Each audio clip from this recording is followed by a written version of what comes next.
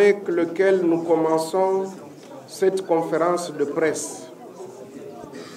Cela étant, directement, je vais vous donner la quintessence.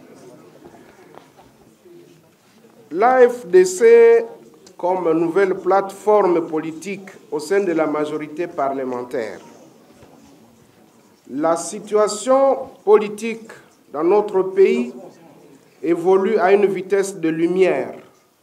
Aujourd'hui, notre regroupement politique, Alliance des forces politiques démocratiques du Congo et alliés, est devant vous, femmes et hommes des médias, afin de fixer l'opinion nationale et internationale.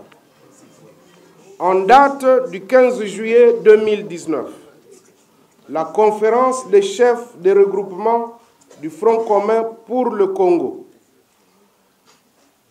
a suspendu pour une durée indéterminée et sans une demande d'explication son représentant à la dite conférence, l'honorable sénateur Modeste Bahati Lukwebo, après qu'il ait dénoncé pour la énième fois la violation de la charte du FCC quant au respect des critères de poids politique et de concertation préalable dans la répartition des responsabilités. L'injustice, la méchanceté, la haine, l'égoïsme à outrance, le chantage médiatique, la jalousie, les intrigues et les règlements de comptes sont devenus le mode de gestion de cette plateforme politique. En RDC, des millions de personnes suivent de près les démarches et autres comportements politiciens de mes ex-camarades réunis au sein du FCC. Ce sont des comportements condamnables. Il est inconcevable qu'un regroupement comme l'AFDC et allié, deuxième force politique du pays, qui apporte au FCC 145 élus, dont 44 députés nationaux, 70 députés provinciaux, 2 gouverneurs de province, Kasaï central et Sud Kivu, 7 vice-gouverneurs, Chopo Chapa, Tanganyika, Équateur, Maniema, Kasaï, Kasaï central, 13 sénateurs et des membres des bureaux des assemblées provinciales soient privés de la direction d'une institution au profit d'un indépendant qui vient seul et dont la candidature n'a fait l'objet d'aucun débat. La réalité, c'est que l'AFDC est combattu pour son projet progressiste qui lutte pour la véritable démocratie en République démocratique du Congo, la bonne gouvernance et l'amélioration des conditions de vie de la population. Ne dit-on pas en latin que Salus populi suprema lex esto, c'est-à-dire le salut du peuple est au-dessus de tout. Voilà pourquoi le regroupement politique AFDC et alliés a décidé, après son exclusion injustifiée, de se constituer en plateforme politique autonome dans la majorité parlementaire en vue de continuer à défendre les intérêts du peuple congolais en vue de briser le paradoxe d'un pays nanti avec un peuple pauvre. Le regroupement AFDC et alliés lance un appel à toutes les autres forces politiques soucieuses du bien-être de la population et du développement économique et social de la RDC de se joindre à lui pour l'atteinte de ses objectifs. Nous saluons ce qui, de positif, a été réalisé par les différents gouvernements qui se sont succédés, mais nous estimons qu'il est possible de faire encore mieux en capitalisant toutes les vertus républicaines et en plaçant au centre les préoccupations de nos compatriotes. Ainsi est né ce jour la plateforme AFDC et alliés en sus du FCC, du CACH et de la MOUCA. toutes les institutions de la République, les forces politiques et la société civile sont invités à en prendre bonne note. De la création du regroupement politique AFDC et alliés. Le protocole d'accord portant création du regroupement politique dénommé Alliance des forces démocratiques du Congo et alliés a été signé en date du 17 mars 2018.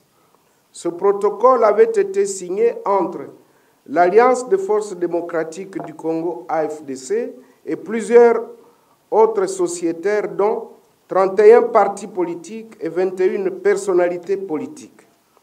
Les partis politiques y étaient représentés par leurs mandataires légaux. La direction du regroupement est assurée par le président national et autorité morale du parti politique AFDC, nommé statutairement en qualité de président du regroupement politique AFDC allié par la conférence des présidents des partis et personnalités politiques, confère article 7, paragraphe 4 du protocole d'accord portant création du regroupement. Le président du regroupement est la seule autorité habilitée à engager le dit regroupement politique vis-à-vis des autorités publiques, des tiers et des organisations politiques. En cas d'empêchement, il désigne un intérimaire porteur d'un mandat spécial. Article 7, paragraphe 4 du protocole d'accord portant création du regroupement. En date du 26 mars 2018, les noms des personnes autorisées à engager les partis et regroupements politiques ont été communiqués au ministère de l'Intérieur et Sécurité. Des élections présidentielles, législatives, nationales et provinciales de 2018.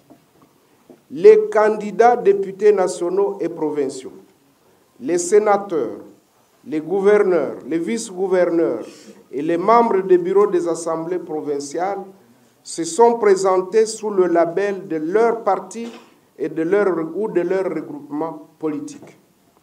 Il sied donc de préciser que le FCC n'a pas de députés ni de sénateurs propres, encore moins de gouverneurs et vice-gouverneurs.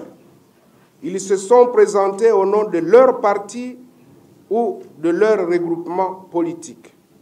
Il ne peut en être autrement, dès lors que le FCC n'a pas de personnalité juridique. Ceci nonobstant l'appui financier et logistique apporté aux partis et regroupements membres.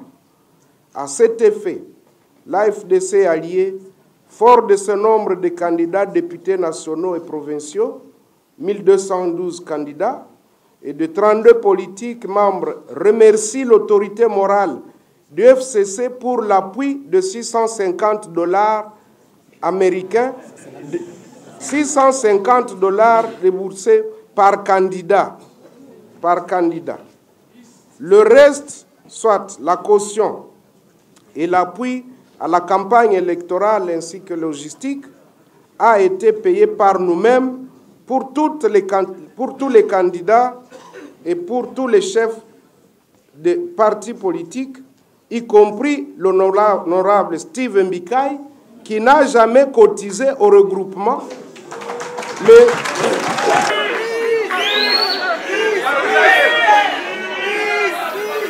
De tous les candidats proposés par son parti PT, en sus de l'appui de $5 000 à sa campagne.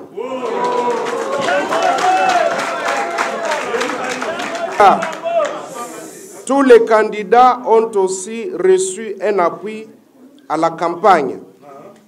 Pour dire vrai, l'honorable Steve Mbikai n'a jamais été élu ou désigné vice-président du regroupement AFDC allié, car ils étaient à 4 prétendants au poste de vice-président en charge du Kasaï oriental. Et ne s'étant pas mis d'accord, le poste est resté vacant. Il ne peut donc prouver la qualité de vice-président dont il se prévaut dans sa recherche des postes ministériels. De De même, l'honorable Néné Ilunga Nkulu n'a aucune qualité pour engager et représenter le regroupement AFDC et alliés au FCC ou auprès des tiers, au risque de nous obliger à engager des poursuites judiciaires à sa charge et à la charge de ceux qui tenteront de quitter le regroupement au nom duquel ils ont été élus en application de la loi sur méthode stalinienne du FCC, qui s'active à débaucher nos élus et nos cadres, alors que la charte du FCC interdit formellement l'ingérence dans le fonctionnement interne des partis et regroupements membres. À son égard également, des poursuites vont être engagées et nous demandons au CNSA de jouer son rôle en vue de préserver la liberté d'association et la démocratie dans notre pays. L'AFDC allié est devenu un patrimoine national qui doit être sauvé. Ce patrimoine ne peut être démoli par des personnes animées de jalousie, de méchanceté, de peur, de contradiction et d'injustice. Les intimidations, les menaces sécuritaires et même d'atteinte à l'intégrité physique de nous qui sommes légalistes et aux côtés de la population, ne nous détournerons aucunement